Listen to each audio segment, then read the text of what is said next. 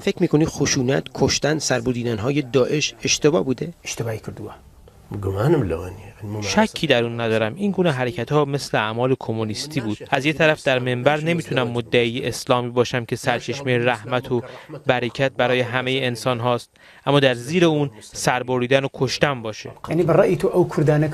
پس به باور شما اون کردایی که از ایران و عراق و جاهای دیگه به داعش پیوستند و کشته شدن، خونشون به هدر رفت، اشتباه کردن؟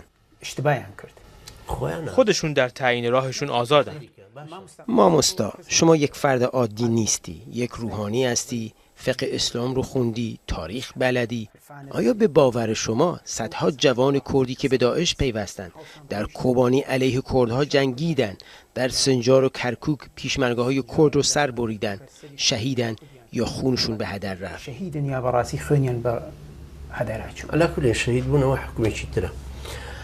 شهید بودن تفسیر دیگه ای داره، اما مسئله پیوستن به دولت اسلامی، القاعده، احرار شام، اولا مردم در تصمیم گیری آزادند. همه اونها عاقلند، بالغند و وضعیت رو درک میکنن.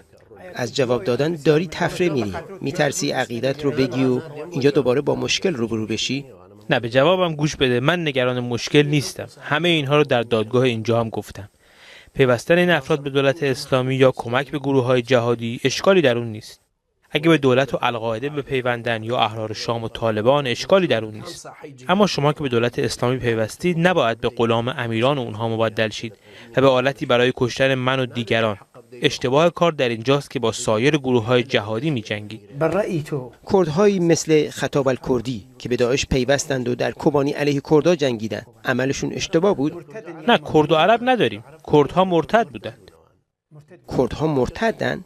اونها مگه PKK نیستن؟ PKK یک حزب مرتد و بی‌مذهب و غیر اسلامی. چندین بارم گفتی پیشمرگاه‌های کرد حزب دموکرات و اتحادیه میهنی که به جنگ داعش رفتن مرتدن و مستحق مرگ.